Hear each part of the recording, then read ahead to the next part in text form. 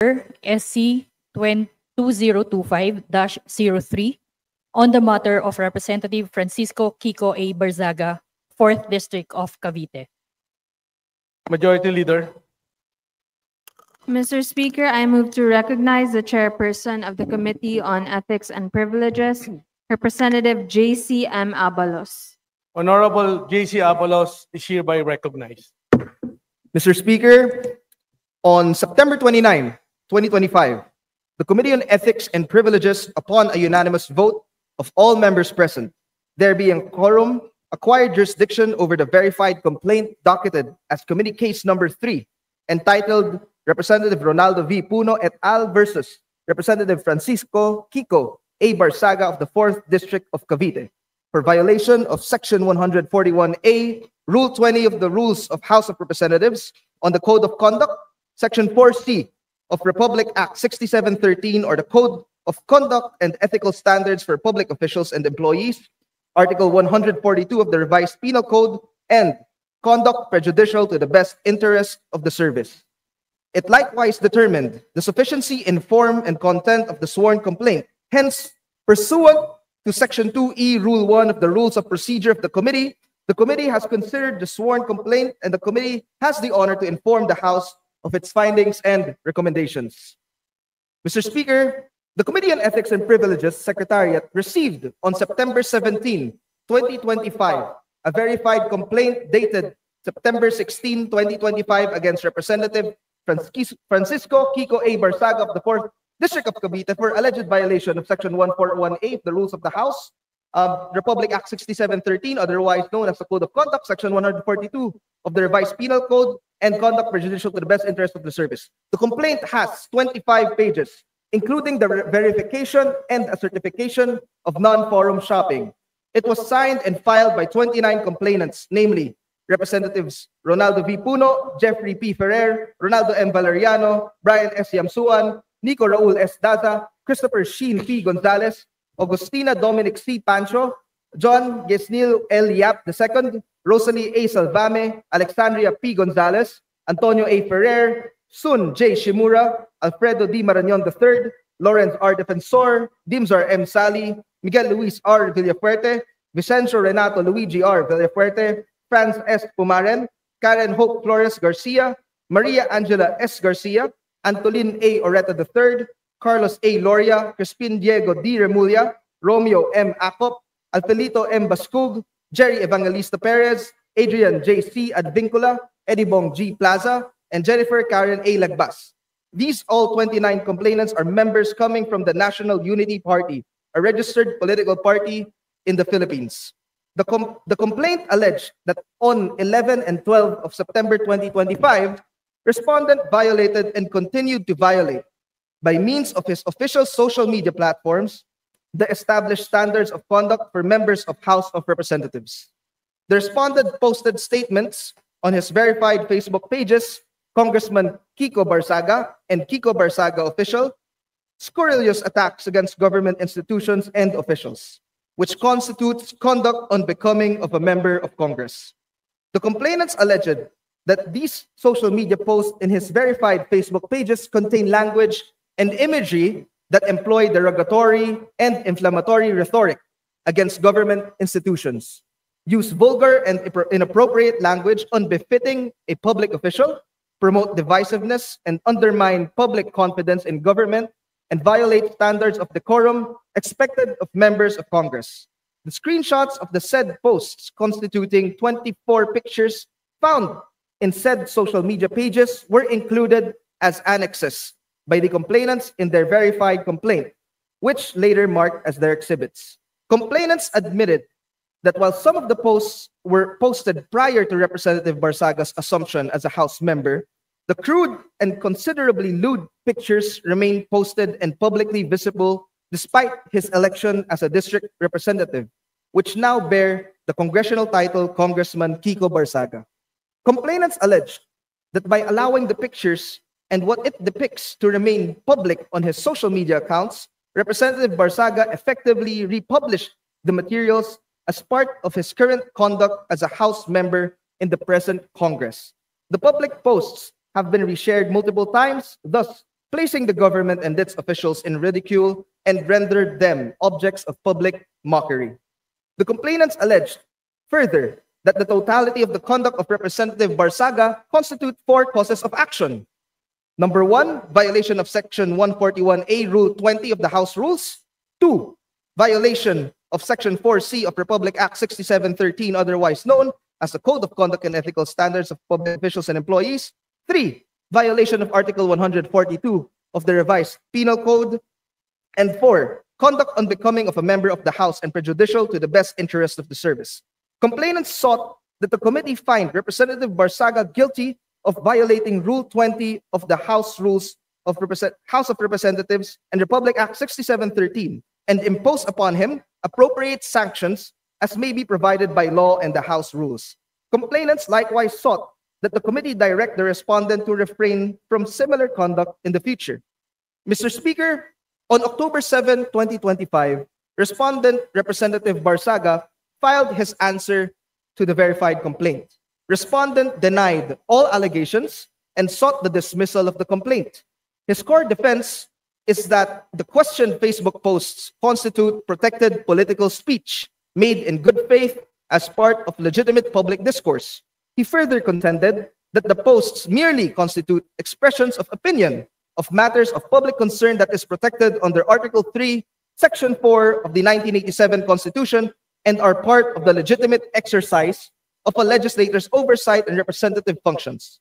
He argued that none of the cited acts rise to the level of ethical misconduct, sedition, or conduct unbecoming of a House member or even prejudicial to the best interest of the service. He further stated that there is no substantial evidence to support the allegations, which are mere mischaracterization of the respondent's action. Committee deliberations, determination of jurisdiction, and substantial compliance with form and content of the complaint. Mr. Speaker, in an executive session on September 29, 2025, the committee held its initial deliberation on the sworn complaint, and by a unanimous vote of all the members present, the committee acquired jurisdiction over the subject matter and determined that the sworn complaint substantially complied with the requirements of Section 24 on form and content of a sworn complaint. Thereafter, the committee sent a transmittal notice containing the formal charges to Representative Barsaga, furnishing him a copy of the sworn complaint and the committee rules of procedure. The committee directed respondent to file his response within 10 calendar days from receipt thereof, furnishing copies to the complainants. Initial review and attempt at conciliation. Mr. Speaker, during the conduct of the initial review on the case during the second regular meeting of the committee on October 13, complainant Deputy Speaker Puno on behalf of the other 29 complainants presented their case before the committee, citing the case hinges on 4 causes of action and that the evidence for the causes presented were already included in the complaint. On the part of the respondent, Barsaga, his counsel, Attorney Villa, stated that the respondent will not be making any more statement other than those mentioned in the respondent's answer. The respondent came in late during this meeting and was able to arrive only after his case. Thereafter, the committee decided to create a subcommittee on conciliation composed of 5 members, 3 from the majority and 2 members from the minority, namely Representative Domogan as presiding officer, chairperson, Representative Tanwatco, Representative Garcia. For the minority, Representative Chel Jokno, and Senior Deputy Minority Leader Egay Arise. In the special meeting of the Committee on Ethics held on November 19, 2025, Representative Domogan, the presiding officer of the Subcommittee on Conciliation, reported that only the complainants submitted their manifestation of unwillingness to undergo conciliation. On the other hand, respondent did not submit any written manifestation and instead verbally relayed his unwillingness to enter into conciliation. During the meeting, the respondent did not further comment on the matter. Instead, when approached by the members, respondent signified his unwillingness. Representative Domogan then considered the conciliation terminated and closed. Thus, the committee terminated the conciliation proceeding and decided to continue with the initial review of the case. During the deliberation, the pleadings submitted were considered pieces of evidence on record by the parties as follows. For the complainants, verified complaint of the complainants dated September 16, 2025, including 24 annexes. Number 2, complainant's reply to respondent's answer dated October 6, 2025. Number 3, manifestation dated November 6, 2025. For the respondent, he provided an answer to the verified complaint dated October 6, 2025 with one annex. There being no additional submissions from the parties, the committee terminated the initial review on the case and decided to proceed with the formal adjudicatory hearing on the alleged improper conduct or violation committed by the respondent on the basis of Section 31A, Paragraph 3, Rule 6 of the Committee Rules, which provides that further committee action is appropriate because the alleged improper conduct or violation is within the jurisdiction of the committee, and there is reason to believe that the alleged improper conduct or violation may have occurred. The committee set the formal adjudicatory hearing on November 24, 2025, where the chairperson directed the parties to submit to the committee the documents enumerated in Section 40B of the committee rules on or before the scheduled adjudicatory hearing. The parties were notified of the schedule in open hearing. Mr. Speaker, the committee conducted the adjudicatory hearing on November 24. Present during the hearing were complainant representatives Daza, Pumaren, Perez, Valeriano, Remulla, Lagbas, Ferrer, Oreta III, Loria, and counsels Attorney Lobo and Attorney Lo. However, both respondent Representative Barsaga and his counsel were not present and instead filed an urgent motion for postponement only minutes prior to the hearing. The motion for postponement was denied by the committee after due deliberations. In addition, the chairperson, pursuant to Section 40F of the committee rules, ruled to deny the motion of Representative Barsaga in his manifestation and motion dated November 20, 2025, to call Representative Advinculas, one of the complainants, as his witness on the ground of irrelevancy to the subject matter of the case. Upon the commencement of the formal hearing, complainants, through counsel Attorney Lobo, manifested that they will not be submitting additional evidence for the complainants and will adopt the verified complaint, reply, and manifestation as their exhibits. The complainant had their exhibits marked accordingly as follows. Exhibit A, verified complaint dated September 16, 2025. Exhibits A1 to A24, social media posts of Representative Barsaga with their respective links. Exhibit B, reply to respondent's answer dated October 6, 2025. Exhibit C, manifestation dated November 6, 2025.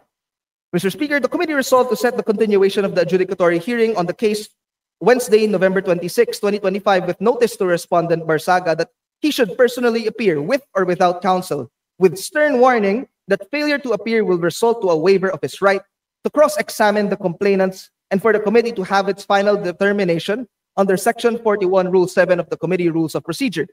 Thereafter, Mr. Speaker, the chairperson issued an order directing both parties and their respective counsels to be present in the continuation of the adjudicatory hearing set on November 26. On November 26, the committee continued its adjudicatory hearing on the case through special meeting. Complainant Representatives Valeriano, Daza, Oreta III, and their counsels, Attorneys Lobo and Marsigan, and the respondent, Representative Barsaga, and his counsel, Attorney Villa, were present. The committee approved the prayer of the manifestation and motion of the complainants to limit the number of their witnesses to be presented for cross-examination by the respondent to Rep. Daza and Valeriano. The complainants presented each of the 24 subject social media posts alleged in the complaint and explained to which particular causes of action each post pertained. Respondent Barsaga and his counsel conducted the cross-examination to witness Representative Daza. However, since both respondent and his counsel have been conducting cross-examination alternatively, upon motion by Representative Jokno, duly seconded, the committee decided that only the counsel of Representative Barsaga should conduct the cross-examination of Representative Valeriano. The complainants waived their right to conduct redirect examination, and instead, both parties were given their respective final statements, after which Representatives De Lima, Acosta, Abalos, Abante, and Guerin propounded clarificatory questions directly to respondent Representative Barsaga. The committee then terminated the formal adjudicatory hearing. After exhaustive deliberation on the matter, and with the adjudicatory hearing having been terminated, upon a unanimous vote of all the members present, there being a quorum, the committee has concluded that a violation of law, rule, or regulation of the House relating to the conduct of the House member within the jurisdiction of the committee has occurred. The committee found that there is substantial evidence and that the violation has been proven, warranting imposition of one of the disciplinary actions listed in paragraph B of Section 52, pursuant to Section 41, Rule 7 of the Committee Rules. On December 1, 2025, Mr. Speaker, The committee, in executive session, unanimously approved the draft committee report containing its exhaustive report on the deliberations conducted, its findings and conclusions on the arguments raised by both parties, and its recommendations to the House of Representatives with amendments subject to form and style. Mr. Speaker, the sole issue to be resolved is whether or not Representative Kiko Barzaga committed any acts of misconduct that constitutes disorderly behavior which may reflect upon the House of Representatives when he posted, retained, and failed to remove the subject social media posts in his Facebook accounts. Mr. Speaker, the committee is bereft of jurisdiction to determine criminal culpability under Article 142 of the Revised Penal Code inciting to sedition. In Article 142 inciting to sedition, the penalty of prison correctional in its maximum period and a fine of not exceeding 2,000 pesos shall be imposed upon any person who, without taking any direct part in the crime of sedition, should incite others to the accomplishment of any of the acts which constitute sedition by means of speeches, proclamations, writings, emblems, cartoons, banners, or other representations tending to the same end. In their complaint, Mr. Speaker, complainants admitted that while they are not filing a criminal complaint, the sedition-like character of subject social media posts invites dissatisfaction and arguably stokes violence and uprising, weakens the confidence of the public in lawful authorities, and aggravates the misconduct complained of. Such posts contain scurrilous libels against the government and may incite disaffection of the public and may erode loyalty to lawful authorities. Additionally, Mr. Speaker, the language used equates the government to authoritarianism or dictatorship, which can undermine public confidence. For his part, Mr. Speaker, respondent argued that Article 142 do not constitute seditious behavior, nor do they evince any intent to undermine lawful authority. On the contrary, respondent stated that the posts were made in good faith and in the legitimate exercise of his duty as a public official, being a legislator to promote transparency, accountability, and civic awareness. He added that far from inciting discontent, the posts actually encourage informed discourse and responsible citizenship. Mr. Speaker, the committee resolves not to belabor discussion on this matter, since the committee, being an administrative body, is bereft of jurisdiction to determine possible criminal culpability, if any, of the respondent on the statements posted in his social media accounts. Allegations of inciting to sedition should be proven beyond reasonable doubt in an appropriate judicial proceeding. Nonetheless, Mr. Speaker, this committee is firm that while the acts alleged may be denominated as criminal offenses, the committee is not divested of its duty under the Constitution and the rules of the House of Representatives to recommend disciplinary action if the acts likewise constitute misconduct, disorderly behavior, or violation of the House rules. This is especially true if the misconduct reflects upon the dignity, integrity, and reputation of the House of Representatives. Mr. Speaker, the House of Representatives has the power to discipline its members. The Constitution provides the power of the House of Representatives to punish its members for disorderly behavior and other contempts of its authority, as well as the power to suspend or expel a member for any cause which renders a member unfit to continue to occupy one of its seats. Section 16, paragraph 3, Article 6 of the 1987 Constitution provides, each House may determine the rules of proceedings, punish its members for disorderly behavior, and, with the concurrence of 2/3 of all its members, suspend or expel a member. A penalty of suspension when imposed shall not exceed 60 days. Mr. Speaker, the power to discipline is a power of protection, and the Legislative House is given the power to protect itself by the punishment of a member, according to one of the works of Hector de Leon, citing Cooley's A Treatise on Constitutional Limitations, a member who may be physically, mentally, or morally wholly unfit. He may be affected with a contagious disease or insane or noisy, violent, and disorderly, or in the habit of using profane, obscene, and abusive language. Mr. Speaker, Sections 141 and 142 of Rule 20 of Rules of the House of Representatives and the 20th Congress implement this legislative power of discipline. While there are express constitutional limitations on the power to discipline, namely, number 1, the only ground under which the House may discipline a member is for disorderly behavior. Number 2, the House may impose the penalty of suspension or expulsion only with concurrence of 2/3 of all its members. And 3, the penalty of suspension when imposed shall not exceed the period of 60 days. These limitations refer to the manner of exercise of the power to discipline. Mr. Speaker, there is no qualification in the constitutional legislative power to discipline that disorderly behavior must be related to official conduct or must be committed within the halls of Congress or in pursuance of legislative functions or in the course of legislative proceedings or activities. Mr. Speaker, the House of Representatives is the sole judge of what constitutes disorderly behavior. It is settled that the House of Representatives is the sole judge of what constitutes disorderly behavior, not only because the Constitution has conferred jurisdiction upon it, but also because the matter depends mainly on factual circumstances of which the House is in better position to determine, and for which cannot be depicted by black and white for presentation to and adjudication by the courts. What constitutes disorderly behavior as a ground for disciplinary action is conceitedly beyond the reach of the courts. While the Constitution is not explicit as to what constitutes disorderly behavior, jurisprudence dictates that the same is left at the sound discretion of the legislative body.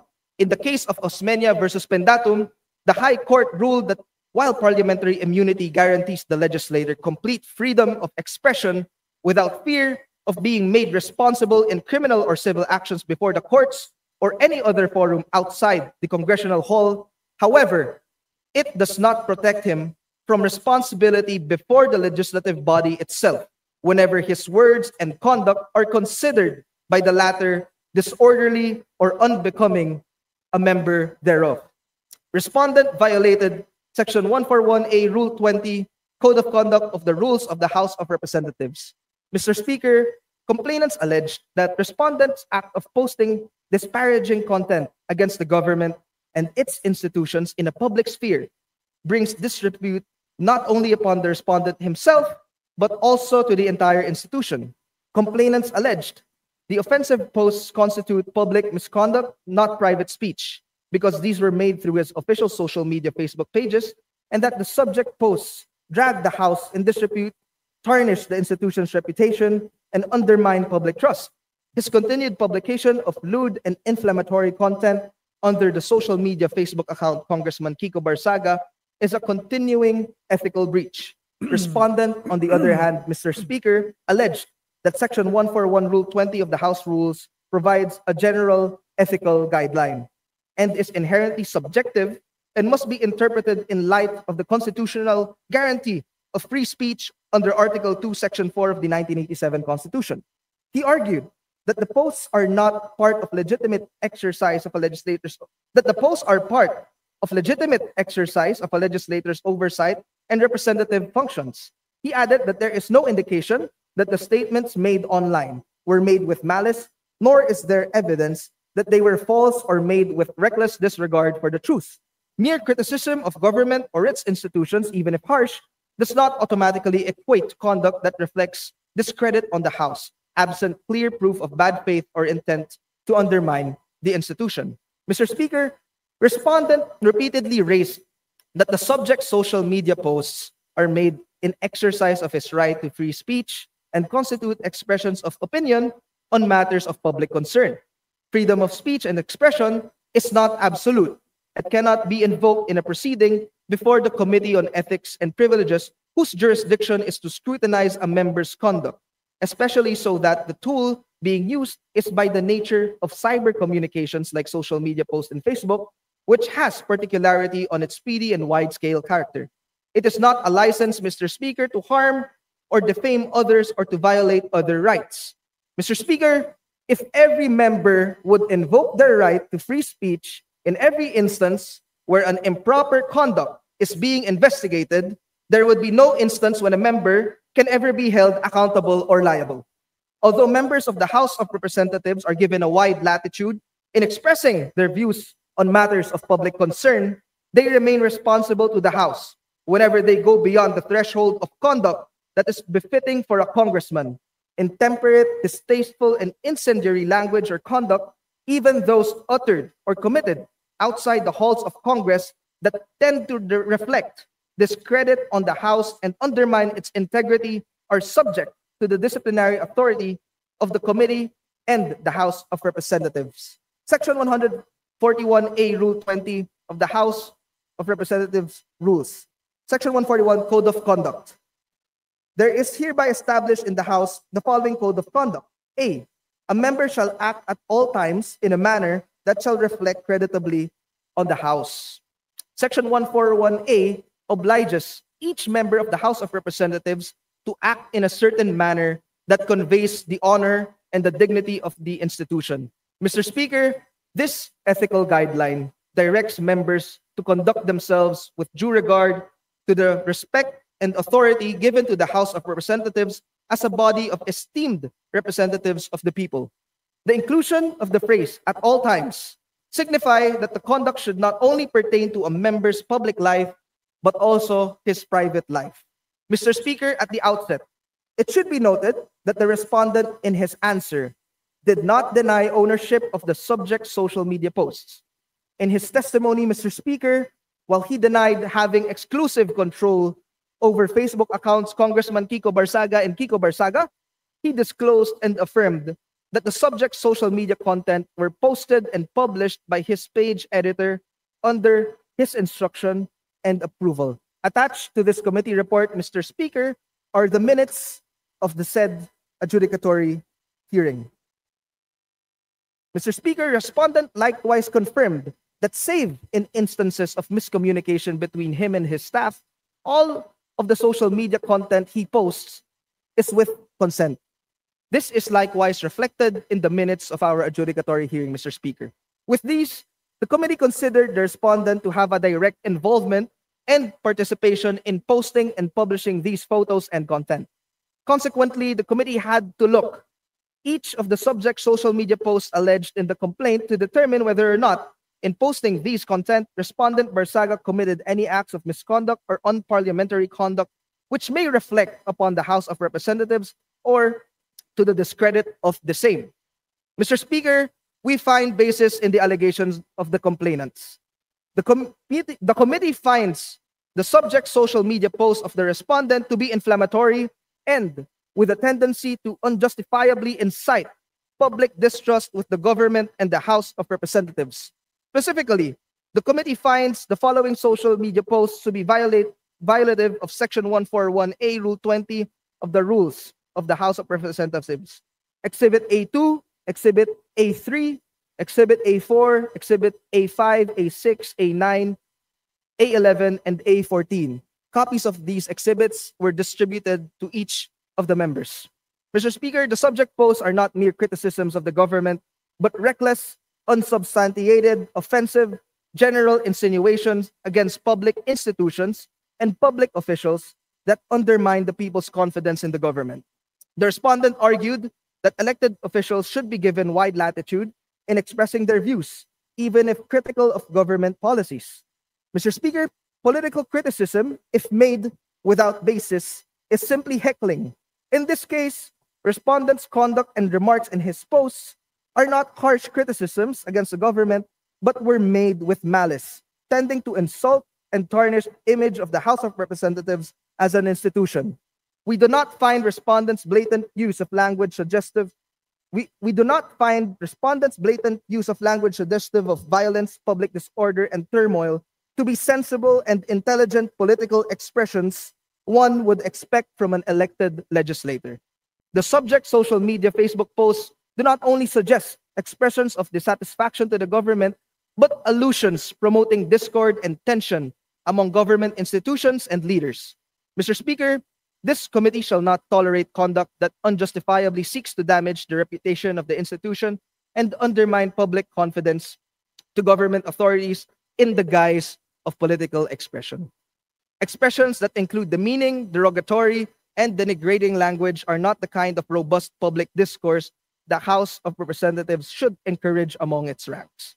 Hence, the committee finds that the respondent had acted in a manner that tarnishes and damages the integrity of the House of Representatives and reflects negatively on the House members themselves, contrary to Section 141A of the Rules of the House of Representatives. A member of the House should always adhere to the Code of Conduct in the House of Representatives, since this was adopted by the House members themselves. Mr. Speaker, When a representative assumes his office, the representative swore to faithfully discharge to the best abilities the duties of an elected representative and of all others that the representative may hereafter hold. A significant part of these duties is to uphold the rules of the House of Representatives. The committee finds that the respondent failed to discharge this sworn duty, not only to the institution, but also to the constituency that elected him to office. Mr. Speaker, respondent violated Section 4C of Republic Act 6713 and committed acts on becoming of a member of the House of Representatives. Complainants alleged that some of the subject social media posts exhibit obscene and inappropriate language, undermining public trust. Likewise, complainants alleged that respondent violated norms of behavior for public officials by acting contrary to good morals, public order, and public interest.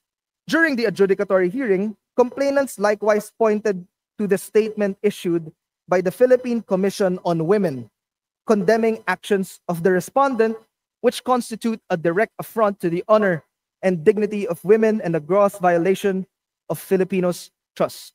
Section 4 of Republic Act 6713 mandates every public official to observe professionalism, justness, and sincerity, nationalism and patriotism, and commitment to democracy. Section 4C of RA 6713 provides norms of conduct of public officials and employees. A.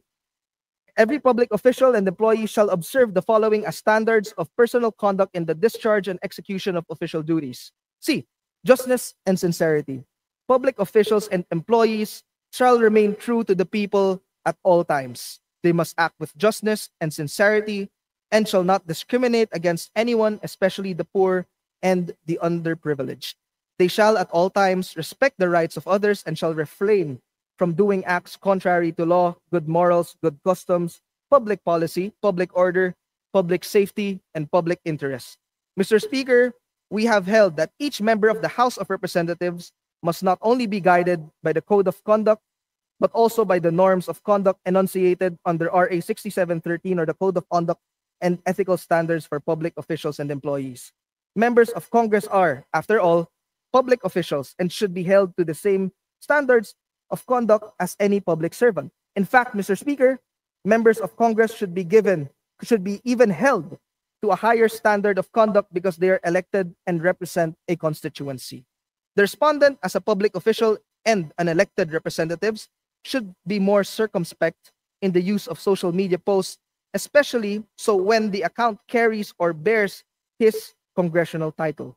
In communicating and socializing through social media networks, respondent should bear in mind that when he communicates, regardless of whether it is a personal matter or part of his legislative duties, creates and contributes to the people's opinion, not just for himself, but of the entire House of Representatives.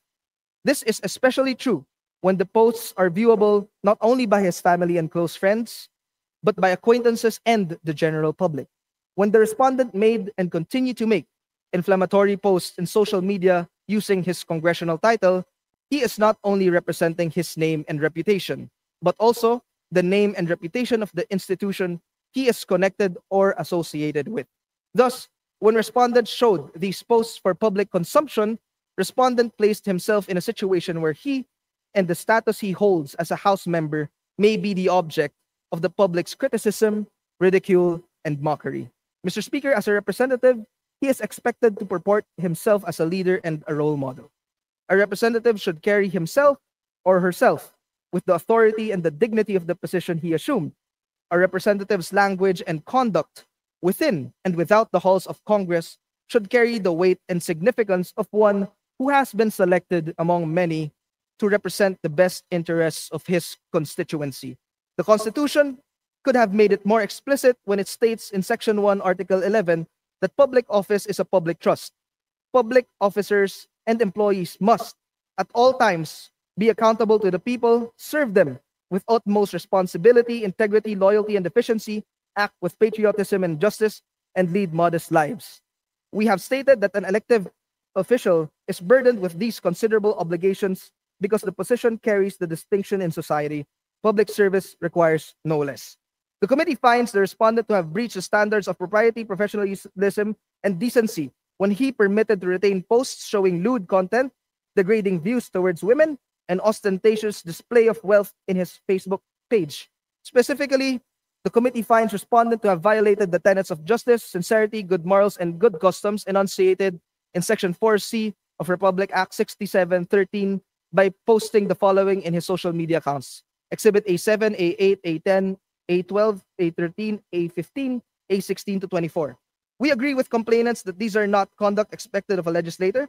In addition, the committee finds respondents' act of retaining inappropriate posts, which admittedly were posted prior to assumption of his office in Congress, evinces deliberate and willful disregard of the institution's high standards and decorum and professionalism.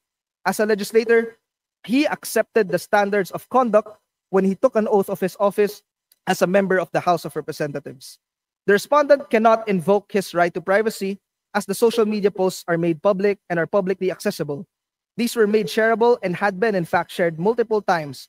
Following the principle in Vavares and Spouses Suzara versus St. Teresa's College et al., the respondent does not have reasonable expectation of privacy for subject social media posts because he has not manifested his intention to keep the post private or limited in visibility through the utilization of social media platforms' privacy tools. The fact that the subject social media posts were viewable by the public at the time the complaint was filed with the committee shows respondents' intent not to limit the subject social media post visibility and accessibility. Hence, respondent Barsaga cannot invoke his right to informational privacy. In communicating and socializing through social media, legislators, particularly House members, must bear in mind that what they communicate, regardless of whether it is a personal matter or part of his or her legislative duties, creates and contributes to the people's opinion, not just of the House member, but of the entire House of Representatives, of which he or she is a part. This is especially true when the posts of a House member are viewable not only by his or her family and close acquaintances, but also of the general public. In determining whether the social media posts by Representative Barsaga constitute disorderly behavior, this committee had to look whether these social media posts reflect positively on the image of the House of Representatives and its members. The statements reflect the dignity of his office as a representative of the people and his constituencies in Cavite, and the statements and social media posts reflect the values of the House of Representatives as an institution. The committee likewise took note of the statement of the Philippine Commission on Women condemning the scandalous behavior of the respondent and his disrespect of women's dignity. Ultimately, Mr. Speaker, based on these standards of conduct, the committee finds the social media posts in Facebook to be appropriated and unbefitting of a House member. Respondent's reckless, offensive, and irresponsible use of his social media platform tarnishes the name, integrity, and reputation of the House of Representatives. His deliberate choice to retain certain lewd, unprofessional, and inappropriate photos clearly shows bad faith. Respondent's conduct simply does not reflect the kind of principles and ideals the public expects of a public official, particularly a member of the House of Representatives. Mr. Speaker, after a thorough deliberation on the case, the committee finds that the actions of Rep. Barsaga in posting incendiary social media content through his Facebook accounts and in retaining and failing to remove publicly viewable, inappropriate, and indecent photos to be unparliamentary and unbecoming of a House member, taken in their entirety, the actions of Rep. Barsaga bring contempt, discredit, and disrepute to the name of the House of Representatives. His actions reflected negatively upon the dignity, integrity, and reputation of the House of Representatives as an institution of the members of the House individually and collectively. Consequently, the committee finds respondent Representative Kiko Barsaga of the 4th District of Cavite guilty of disorderly behavior by violating Section 141A, Rule 20 of the Rules of House of Representatives, 4C of RA 6713, or the Code of Conduct and Ethical Standards for Public Officials and Employees, and by engaging conduct unbecoming of a member of the House, and recommends the imposition of the penalty of 60 days suspension from office without the benefit of salaries and allowances during the period of suspension, with a stern warning that repetition of similar misconduct will result to a more severe disciplinary action. In addition, Mr. Speaker, the committee recommends that the respondent Barsaga be directed to remove all 24 social media posts subject of this case within 24 hours from adoption of this report in the plenary. Mr. Speaker, let this be a reminder to all the members of the House of Representatives that as trustees of the people, we are expected to conduct ourselves in a manner that would reflect the dignity of our position in society and in public service. Let us be more circumspect in our acts and words and be mindful of the high standards of propriety required of us as legislators. Maraming salamat, Mr. Speaker. Majority Leader. Mr. Speaker, I now move to adopt the findings and recommendations contained in Committee Report Number 28 and pursuant to our rules, direct that the Secretary General to read the title of the said measure and thereafter call the roll of members for nominal voting.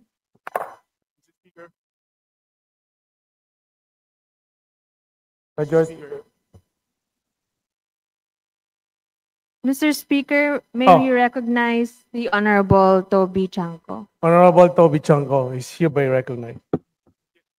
Sure, but before I speak, I think the Honorable Barsaga is standing up. So if he will have any manifestations, I will yield the floor to him. Majority Leader. Mr. Speaker, may we recognize Honorable Kiko Barzaga? Honorable Kiko Barsaga is hereby recognized. Okay, testing. Good. I wholeheartedly accept the decision of the committee, but I maintain my stance that President Marcos must be held accountable for his crimes. Too many people have died and too much money was plundered from the Filipino people for us to stand down now. Whatever punishment may fall upon me and others who stand against this president who has lost his constitutional mandate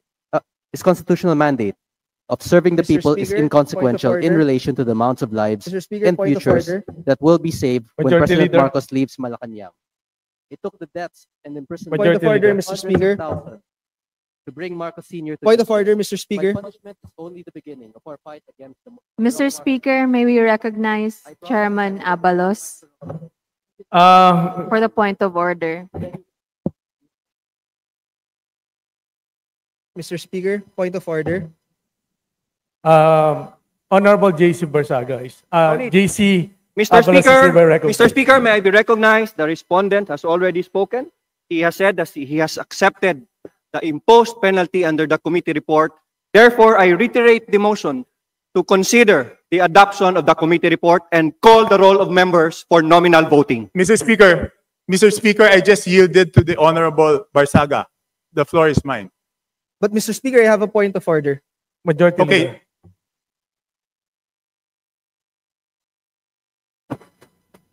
What's the point of order, Mr. Speaker? May I know from the chairman? Mr. Speaker, as sponsor of this resolution, I have not yet yielded my time to the respondent. Majority Leader. If the chairman so wishes, he has his time, Mr. Speaker. Yes. Honorable JC Abalos is hereby recognized. Mr. Speaker, I would like to point out that as sponsor of this resolution, it is my time regarding this measure that we are deliberating right now. I would also like to put on record, Mr. Speaker, that the respondent has been given an opportunity to explain his defense at the proper forum, and we have accorded him that, Mr. Speaker. That is all, Mr. Speaker. Maraming salamat po. Majority Leader. Mr. Speaker, there is a pending motion to Mr. Speaker, consider. Mr. Speaker, Committee may I ask report. if the sponsor is willing to yield to a few questions? Mr. Speaker, may I Mr. S- request suspension for a few minutes? 1 minute suspension.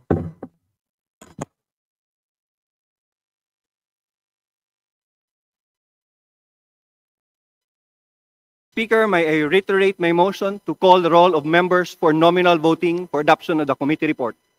There's a motion to adopt the Mr. finding. Speaker, the honorable sponsor was willing to yield to a few questions. Mr. Speaker, there's already a motion and pursuant to our rules, Rule 121, the period of voting can no longer be interrupted by any motion or issue. Mr. Speaker, the voting hasn't started yet, Mr. Speaker. Mr. Speaker, I do not hear the chairman yielding to any more questions. So After the 27 pages of the committee report, Mr. Speaker, Honorable Chanco, let's allow the members to decide on a question of discipline, whether they agree to the committee report. If they agree, they will vote yes. If they do not agree, they will vote no. So let's hear the members and call the roll of members. Mr. Speaker, can we know from the chairman if he's willing to yield to a few questions or not? No? No? Not willing to yield questions? Mr. Speaker, I reiterate my motion to call the roll of members for nominal voting immediately. The Secretary General is hereby directed to call the roll of members for nominal voting No more interruptions. Roll call of members on the adoption of the findings and recommendations contained in Committee Report Number 28 on Committee Case Number SC-2025-03 on the matter of Representative Francisco Kiko A. Barzaga, 4th District of Cavite. Abalos. Abante. Asidre. Acop. Acosta. Adyong. Advincula. Agaraw. Agyaw. Alano. Alba. Albano. Almario Chino Miguel. Almario Dennis. Almonte. Alvarez Jose. Alvarez Mercedes. Amante.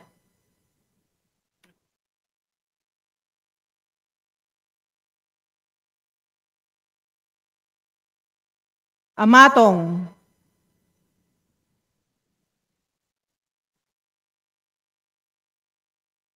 Ang.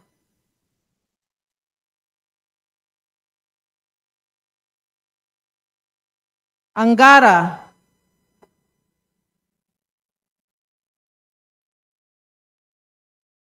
Angeles.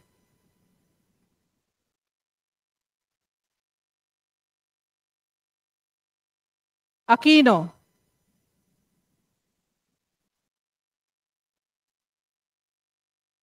Aquino Magsaysay.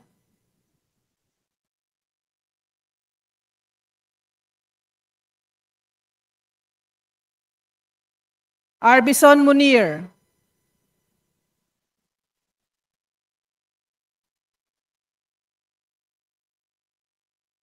Arbison Munir Jr.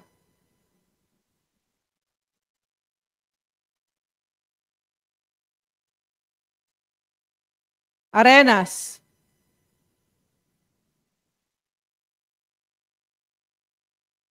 Arrogancia.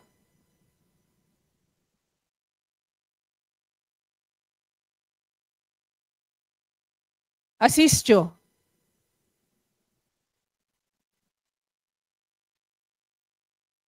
Ataide.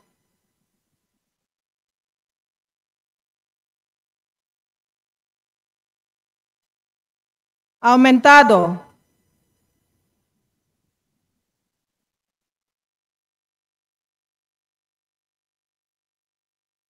Ayon.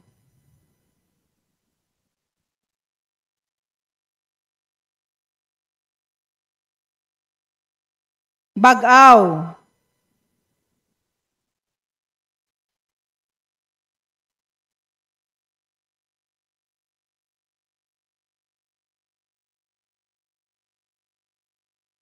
Balindong.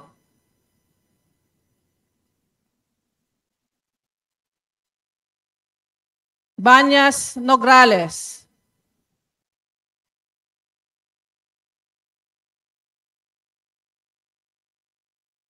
Bangkoro. Bangkoro. Barba.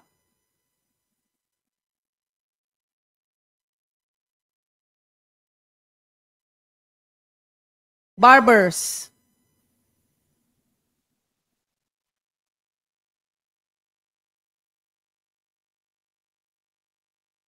Baronda.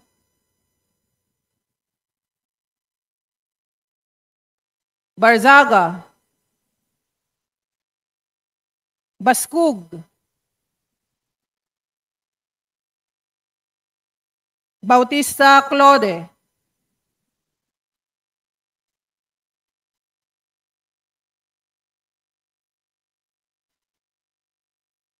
Bautista Joan Monique.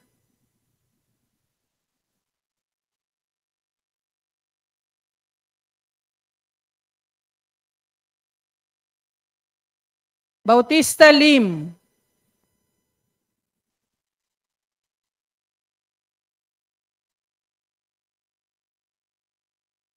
Beltran.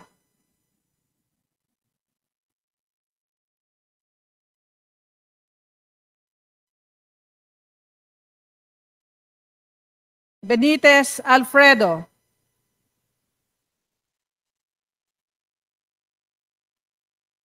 Benitez Javier Miguel.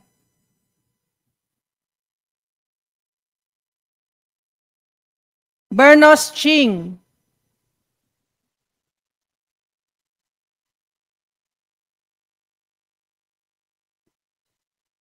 Bernos JB. Biron. Bocobo. Bolilia.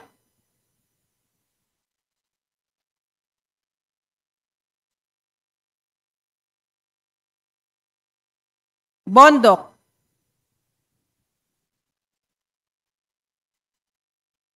Briones.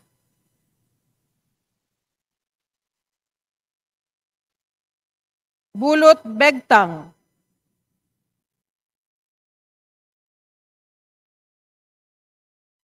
Cagas.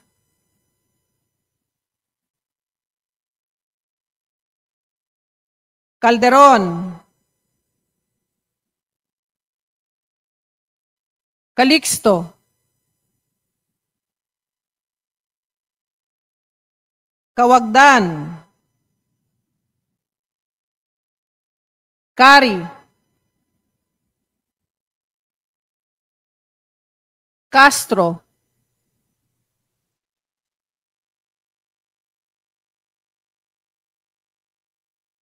Caiton. Celeste. Sandanya.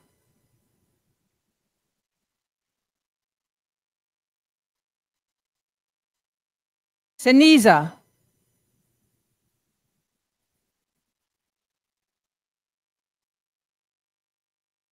Chan.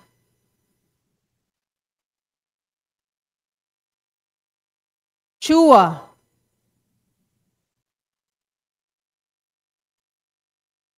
Chuatay. Chungalaw. Ko. Ko Pilar.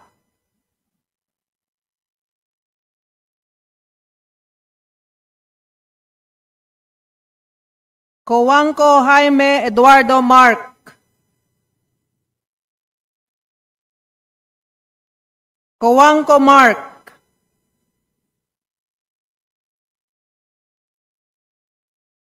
Colliantes.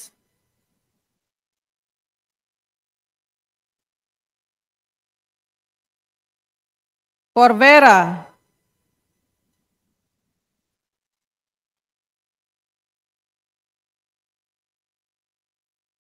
Cruz Agatha.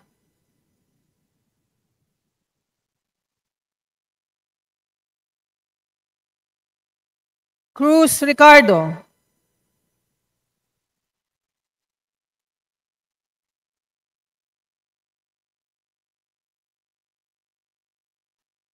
Cruzado.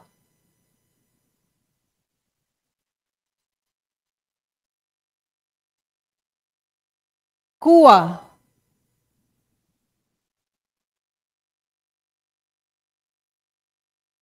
Dagook.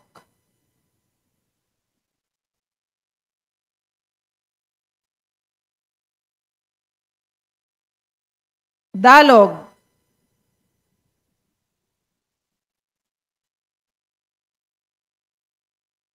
Dayang Hirang.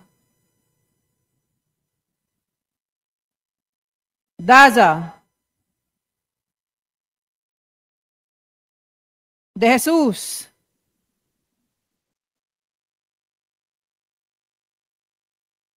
De Lima,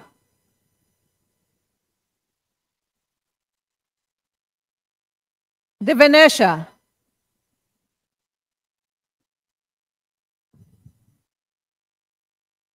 Defensor,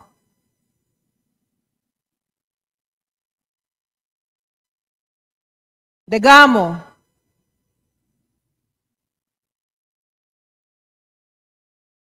Del Mar,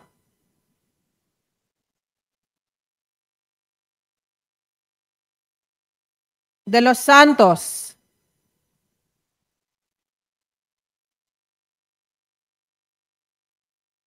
Di Makuha,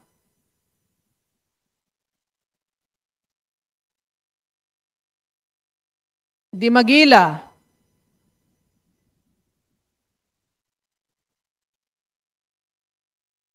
Di Maporo Imelda,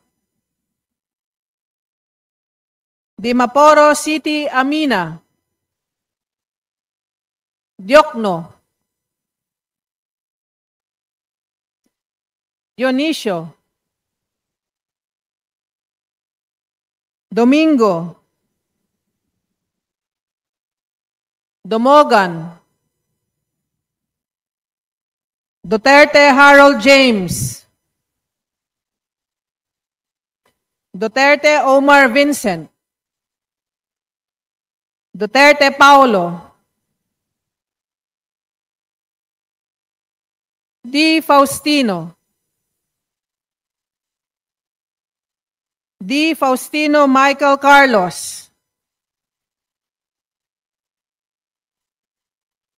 D. Ian Paul, Elago, Emano, Enverga, Erice,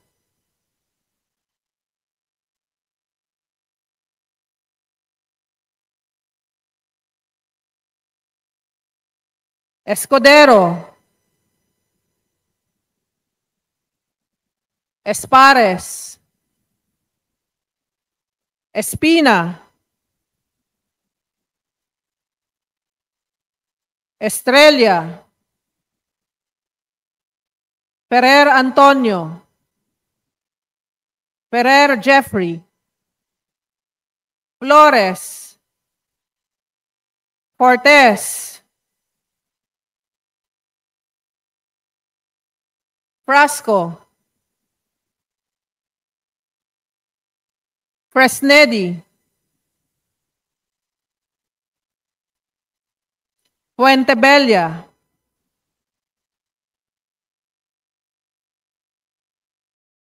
Galang,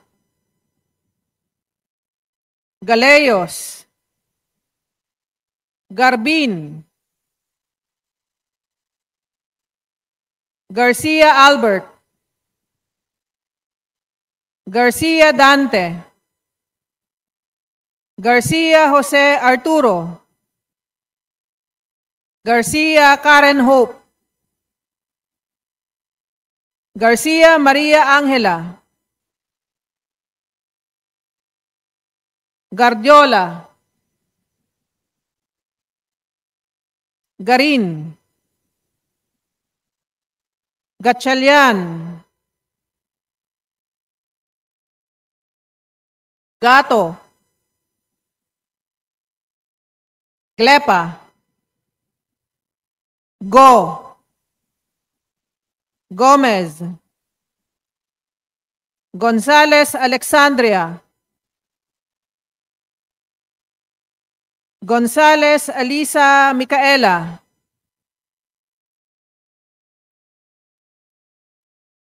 Gonzales Christopher Sheen,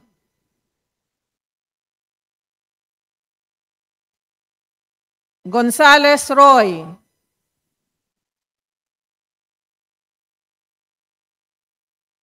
Goriseta, Guico, Gintu, Gulyas, Gutierrez,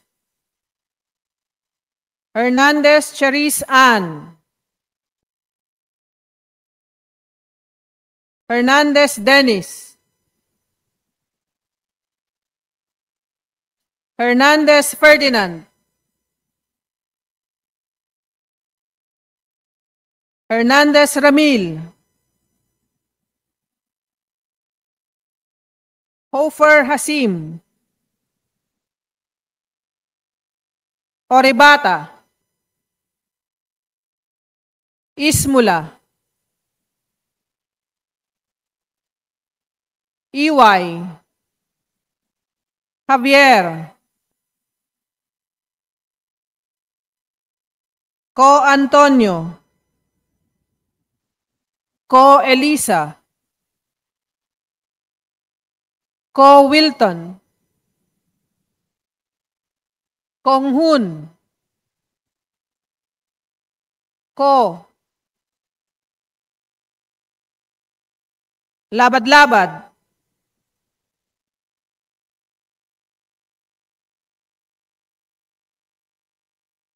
Lacson,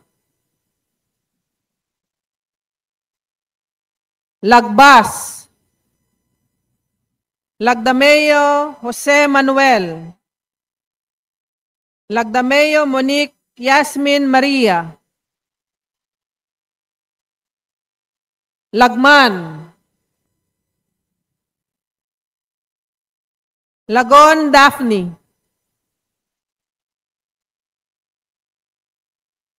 Lagon Sunny, Lara,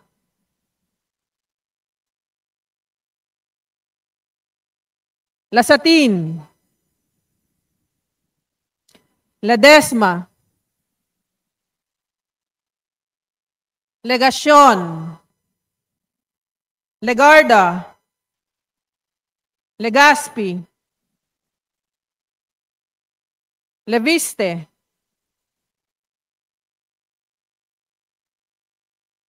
My vote is no, and I would like to reserve my right to explain my vote. Libanan, Lopez,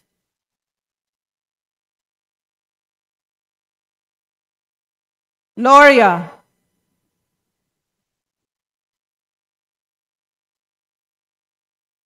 Loyola,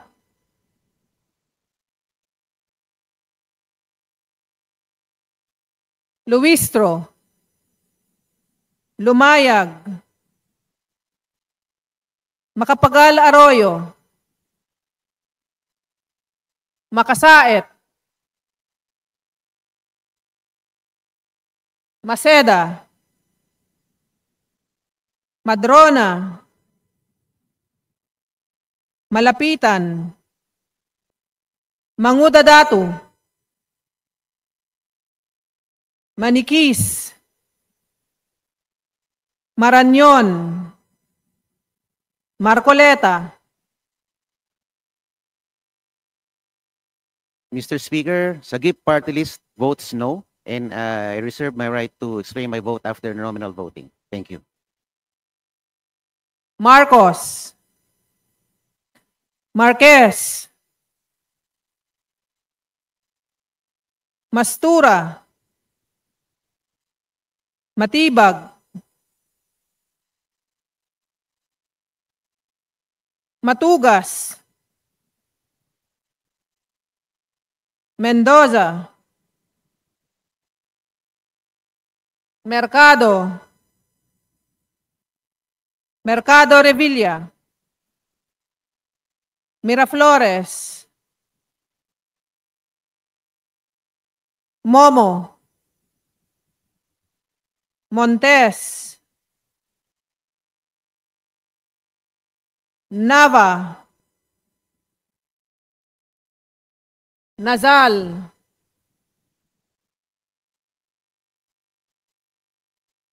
Nisay,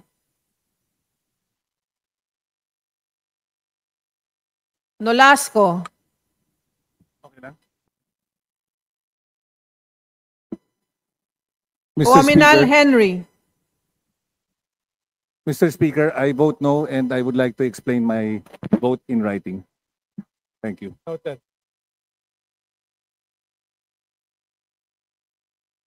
Oaminal Sancho Fernando.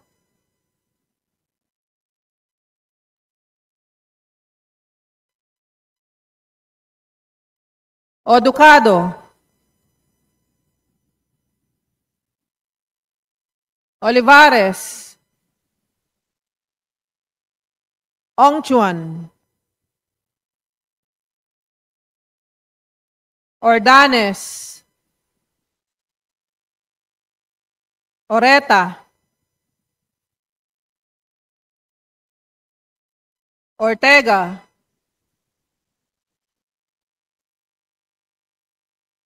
Oano Dizon. Padiernos. Panaligan.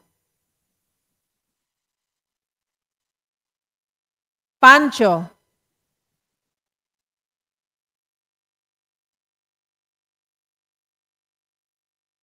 Panotes.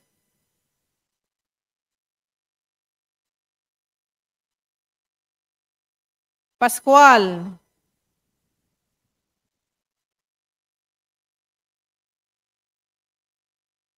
Perez. Pimentel. Plaza. Pleito. Poe. Primicias Agabas. Humaren. Puno. Kimbo. Rama.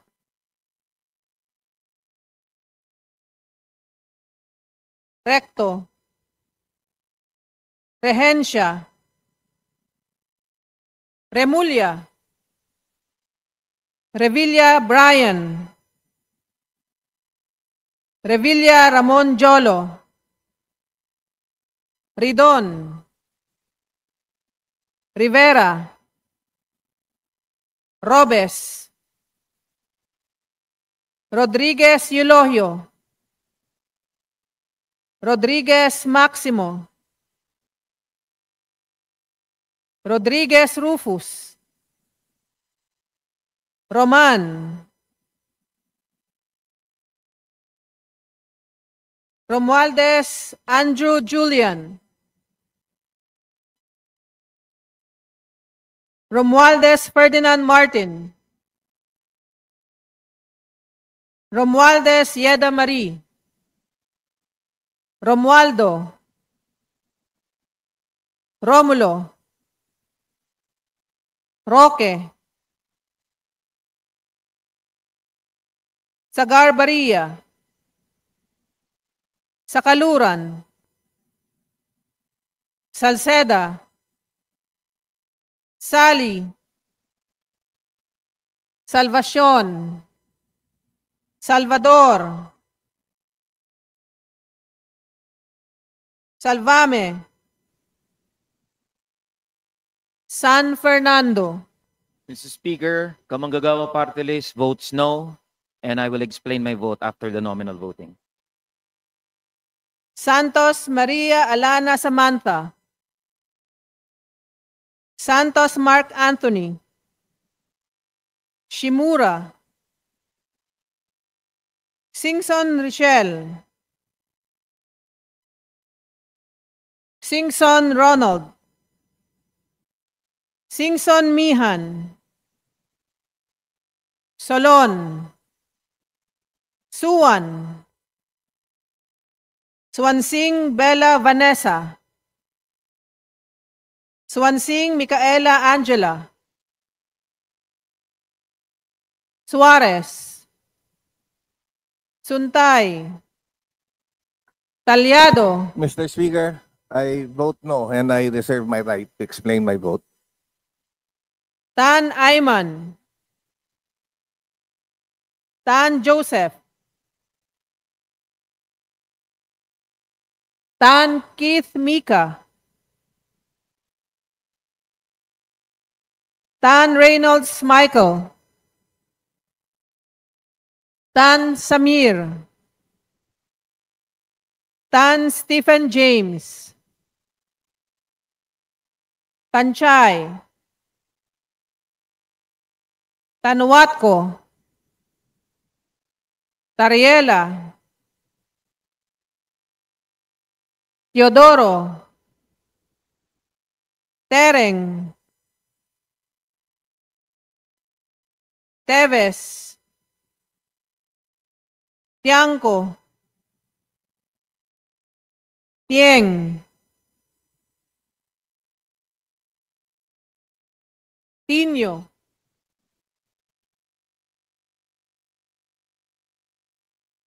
Tolentino. Tuan. Tulfo Jocelyn.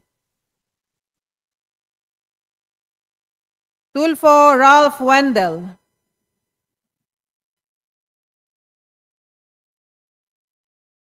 Tupas. Tutor. T. Umali. Ungab. Uy De Carlo. Uy Roberto. Valeriano. Vargas. Vargas Alfonso. Veloso. Veloso Tuason. Vergara. Villa. Villafuerte Miguel Luis.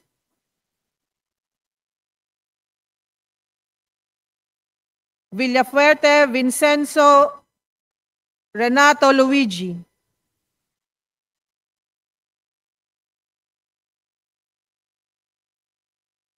Villanueva.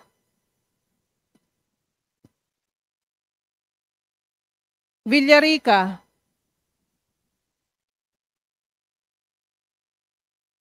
Violago.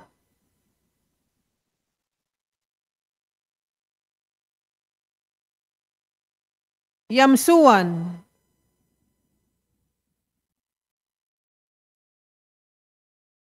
Yap Arthur. Yap Christopherson. Yap Edvic. Yap Eric. Yap John Gisnel. Yatko. Inares. Yu Jazel Victoria. Yu Joseph Kim. Yulo. Zamora Maria Carmen.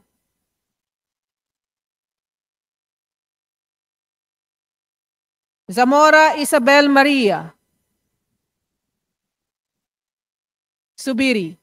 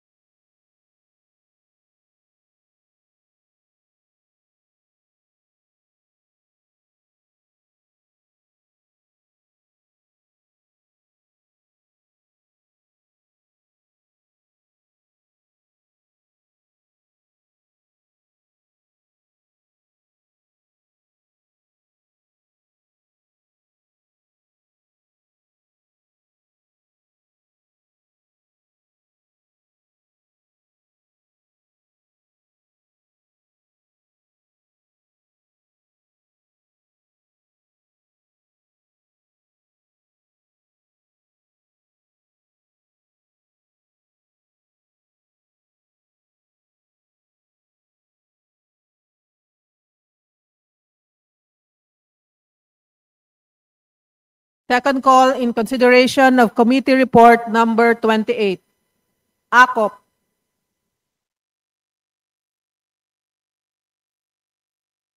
Almonte.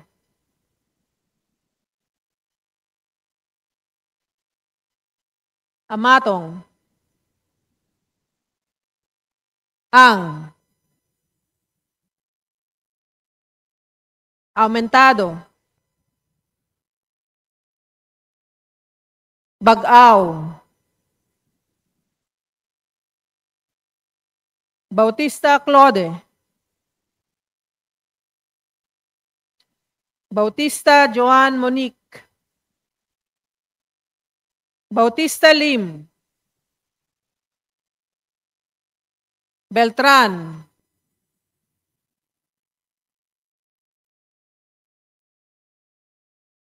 Biron. Bondok.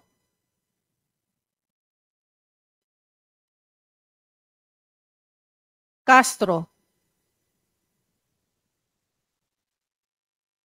Cojuangco Jaime Eduardo.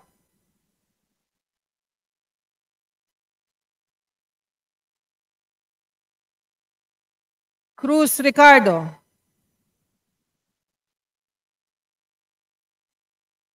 Kua. Dayang Hirang. Daza.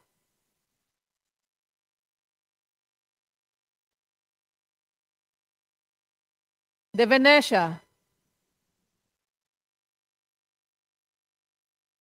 De Los Santos Alfred.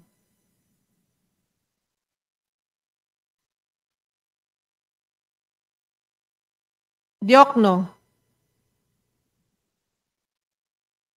Duterte Harold James.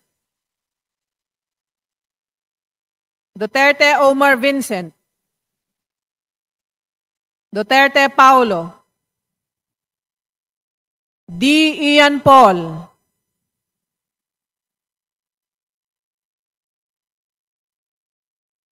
Erice. Cortez. Frasco.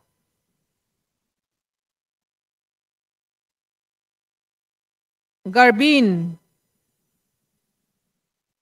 Glepa. Go. Gomez. Gulyas. Hofer Hasim. Co Antonio. Co Elisa. Co. Lacson. Macapagal Arroyo.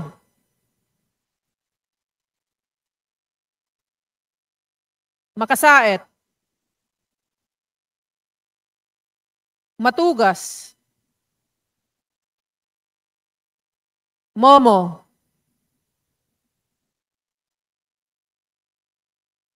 Rama. Rehencia.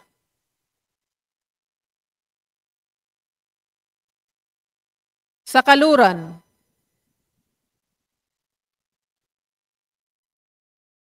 Salceda.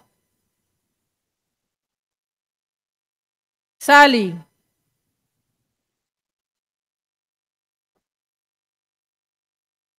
Tan Reynolds Michael.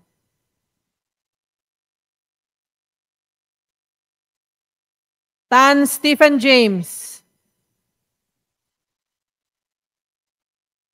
Tiangco. Tieng.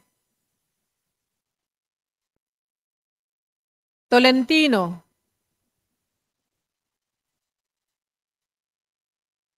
Tulfo Ralph Wendell.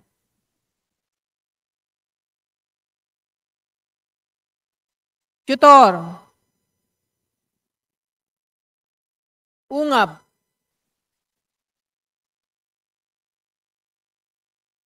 Villanueva. Yap Edvic. Yap Eric.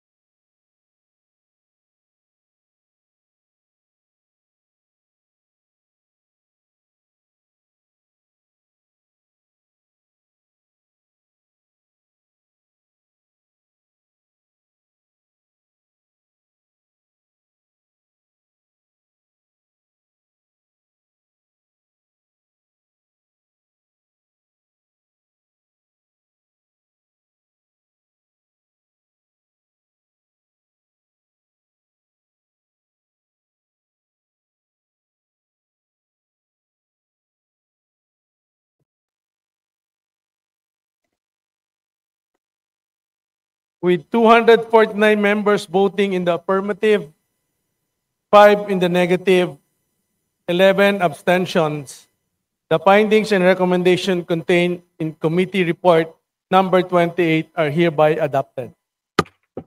Majority Leader. Mr. Speaker, I move to suspend session for a few moments. Session suspended. Majority Leader. Mr. Speaker, I move to recognize the Honorable Levy to explain the vote.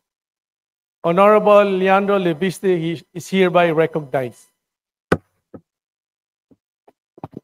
Distinguished colleagues, ang boto ko ay no, hindi dahil perpekto si Congressman Barzaga, pero dahil questionable para sa akin na minadali natin itong desisyon dahil ngayong hapon lang natin nakuha ang committee report na ito at si Congressman Barzaga lang ang sinampahan ng kaso ng Committee on Ethics. Ang boto ko ay no, lalo na dahil inuuna natin ang kaso niya kaysa sa mga mas seryosong isyong kinakaharap ng isa sa mga kasamahan natin. Isang kapwa kong Batanggenyo na nandito ngayon na bumoto sa kaso ni Congressman Barzaga. Hindi ba nakakahiya maging miyembro ng Kongreso dahil parang naging normal na meron tayong isang kasamahan na inakusahan na nagbayad para sa mahigit 100 billion pesos ng mga kontrata sa DPWH? Para bang tinatanggap natin na normal lang magkaroon ng kasamahan na iniugnay sa pagnanakaw ng bilyong-bilyong piso na hindi iniimbestigahan na ng Committee on Ethics, Public Works o Infracom? Samantalang inuunan natin ang kaso ni Congressman Barzaga. habang hindi man lang natin pinaglalaanan ng masusing atensyon ang mas mabigat na aligasyon, lumalabas na parang okay lang magnakaw sa Kongreso.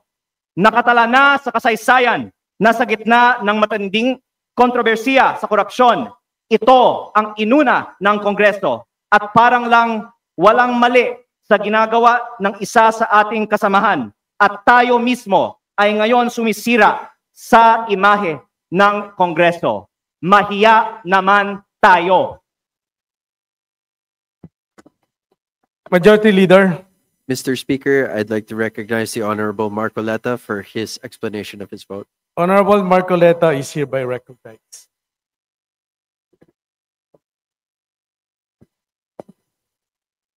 Mr. Speaker, distinguished colleagues, isang mapagpalayang hapon po sa ating lahat.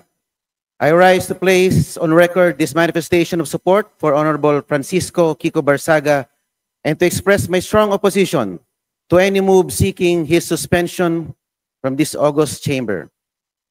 From Voltaire's philosophy of tolerance and freedom of expression, this line is often quoted, "I may not agree with what you say, but I will defend to the death your right to say it."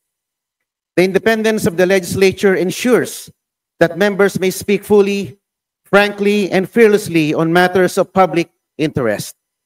Honorable Barzaga's statements directed at alleged corruption within the government falls within the fullest and most urgent category of political expression. To penalize him for raising concerns on corruption, which the Constitution itself mandates Congress to check, is to subvert the very principle of parliamentary privilege. Mr. Speaker, 2004 pa lang po, andito na po ako bilang Chief of Staff po ng aking ama. Nakita ko po ang mga oposisyon na grabe magtuligsa sa administrasyon. Nandyan po ang mga magigiting na miyembro ng Makabayan Bloc na sila sa Turo Campo, Lisa Masa, Joel Berador, na talagang magigiting na mga figura ng oposisyon. Pero hindi naman po sila naharap sa mga ethics case, gaano man sila kaanghang magsilita laban sa administrasyon. My dear colleagues, Honorable Barzaga is seated in this chamber because the people of Dasmariñas City, Cavite, placed their trust in him as affirmed through the ballot. Article 6, Section 6 of the Constitution states that members of this House derive their authority exclusively from the electorate. Ano po ba ang mas mabigat na kasalanan? Ang magmiyaw o ang magnakaw? Ano ba ang mas mabigat na kasalanan? Ang mag-video at mag-selfie at mag-post ng pagkadismaya sa gobyerno, ang isang batang congressman? O ang ginawang sistematikong pagnanakaw sa gobyerno?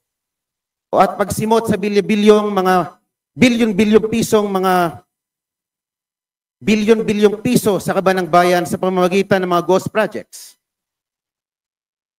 Ang mga posts ni Kong Miao ay mistulang alingaw-ngaw lamang ng saloobin ng nakararaming mga Pilipino. To impose the penalty of suspension is to overturn the sovereign choice of the people. That remedy is reserved only for conduct so reprehensible and destructive of the institution that it overwhelms democratic legitimacy. No such circumstance exists here. Honorable Barzaga's only act was to express his views regarding corruption in government, a matter of public concern central to democratic oversight. Let not the House of Representatives be weaponized against its own members. Thank you very much, Mr. Speaker. Majority Leader.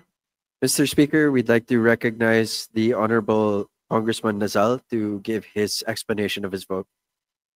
Congressman, Honorable San Fernando is hereby recognized. Thank you, Mr. Speaker. If we don't believe in freedom of expression for people we despise, we don't believe in it at all. This quote serves as the foundation of this representation's vote.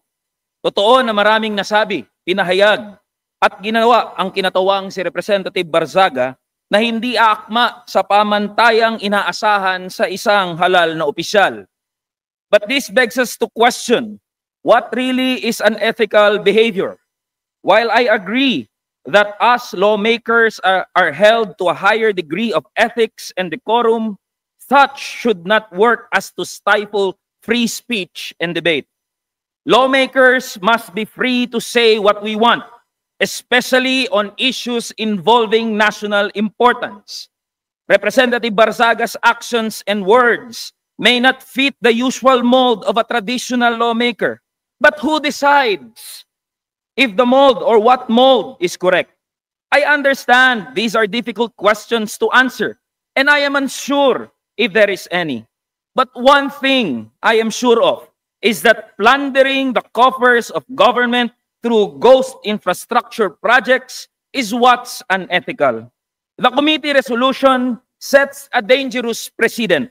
Ganito ho ba tayo kabalat sibuyas at allergic sa mga naiibang pananaw? Should our subjective judgments of Representative Barzaga's ethics supplant the will of the electorate? Hayaan natin ang mamamayan ng Dasmariñas ang humatol sa mga ginagawa ni Representative Barzaga kung saba ay karapat dapat na maging kinatawan nila. My dear colleagues, let us not erode whatever little trust that the public has left for this House at a time where allegations of massive corruption has been plaguing our beloved institution. It is callousness to sanction one of its most vocal critics, however eccentric, uncouth, or unpalatable his mode of delivery may be. Hindi po sa pamamagitan ng aksyong ginawa natin kay Representative Barzaga mababawi ang kredibilidad ng ating institusyon. What we need is to bring the public's trust back in this House, and this representation firmly believe that this move will not help us to move in that direction. Yun lang ho, Mr. Speaker, marami hong salamat. Majority Leader. Mr. Speaker, I move to recognize the Honorable Bong Suntay. Honorable Bong Suntay is hereby recognized. Mr. Speaker, distinguished colleagues, ang boto ko ay nakaugat sa malinaw at tahasang proteksyon na ibinigay ng konstitusyon. Proteksyon na hindi natin maaaring baliwalain dahil lamang hindi natin nagustuhan ang pananalita ng isang kasapi. Ang boto ko ay nakaangkla sa pinakamamahal na kalayaan na pundasyon ng ating saligang batas. Nakaukit sa Article 3, Section 4, under freedom of speech, na nagsasaad na no law shall be passed abridging the freedom of speech, of expression, and of the press. Ito ang pundasyon ng lahat ng demokratikong lipunan. Its shield is broad and its protection is deep. It extends even to speech that is sharp, incendiary, or inflammatory. Constitutional protection is not limited to speech that is polite, convenient, or comfortable. This freedom is not ornamental. It is the lifeblood of a democratic discourse. The very air that allows truth to move, compete, and ultimately prevail in the marketplace of ideas. In every Congress, in every era, disagreements, mabigat man o masakit, ay mangyayari. But our duty is not to silence discomfort. Our duty is to allow debate to permit critique and to safeguard the right of each member to speak without fear that dissent itself becomes punishable. Totoo, the circumstances and expressions involved fall short of decorum expected in this House. Hindi natin kinukonsinti ang pamamaraan o pagkasabi. Hindi natin tinatanggal ang bigat ng responsibilidad sa pagpili ng salita. Ngunit, falling short of decorum does not remove constitutional protection. The speech may be harsh. It may offend sensibilities. It may jar our sense of propriety. But as long as it remains within the realm of expression guarded by the Constitution, this chamber cannot treat protected speech as punishable misconduct. Democracy does not mature through silence or suppression. It goes to robust exchange, matinding banggaan ng pananaw o mga malalamang diskurso ng pag-iisip kung saan ang katotohanan ay siyang huling magtatagumpay. I cast a no vote because imposing sanction here creates a chilling effect. Not only on the member involved, but on all who depend on this chamber as a forum for candor, for courage, and confrontation when needed. Hindi ito ang panahon para paliitin ang espasyo ng pagsasalita. Ito ang panahon para palawakin, palakasin, at pangalagaan ito. Freedom of speech is not defended only when it is easy. It must be defended precisely when it is difficult, when the speech is unwelcome, unpopular, or uncomfortable. That is the true test of our commitment to constitutional principles. Thus, with earnest respect for this institution and with fidelity to the Constitution, I vote no. To uphold our most cherished freedom, to preserve the vibrancy of democratic debate, and to affirm the truth. The truth emerges only when ideas are allowed to contend openly and without fear. Maraming salamat po. Majority Leader. Mr. Speaker, I move to recognize the Honorable Robert Nazal for his explanation. Honorable Robert Nazal is hereby recognized. Thank you, Mr. Speaker, my esteemed colleagues. While I acknowledge the profound importance of maintaining and enforcing the ethical standards of this House, my vote of no reflects two deeply held convictions. First, although the respondent's conduct was inappropriate, crass, and unbecoming of a member of Congress, I respectfully submit that the proposed 60-day suspension is grossly disproportionate to the offenses alleged. If he has indeed acted beneath the dignity of his office, then by all means, reprimand him, hold him to account. But discipline must always be commensurate to the transgression, and in this case, I believe this august chamber is responding with excessive severity. A reprimand being the initial and least severe action should have been the proper first recourse, especially where the conduct, while objectionable, does not involve corruption, criminality, abuse of authority, or behavior so grave as to render a member unfit for office. Second, voting no does not mean condoning his acts. It is instead a principled affirmation that fairness and due process are indispensable. The resolution before us does not specify the precise acts for which Representative Barzaga is to be sanctioned. Without such clarity, how can he meaningfully defend himself before the entire House? The most basic tenets of due process require that any member must be informed of the specific statements or posts deemed punishable before the harshest penalty, short of expulsion, is imposed. If this House demands accountability, then we must likewise ensure fairness. Otherwise, we undermine the very integrity we claim to protect. Finally, this vote is also my gentle appeal to this chamber to recenter its energy on the people's mandate. At a time when Filipino families struggle with daily concerns such as rising prices, job insecurity, health burdens, educational gaps, our primary duty is to ensure that their material well-being remains the central business of the People's House. Let us not lose sight of the urgent fundamental issues that affect every household we swore to serve.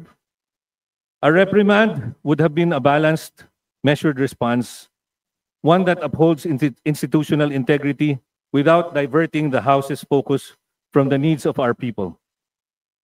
For these reasons, I register my view that a reprimand, not suspension, would have been the appropriate, proportionate, and constitutionally sound response under the circumstances. Thank you. Majority Leader. Speaker, I move to suspend session until tomorrow, December 2, 3 p.m. Session suspended until tomorrow, Tuesday, December 2 at 3 o'clock, the afternoon.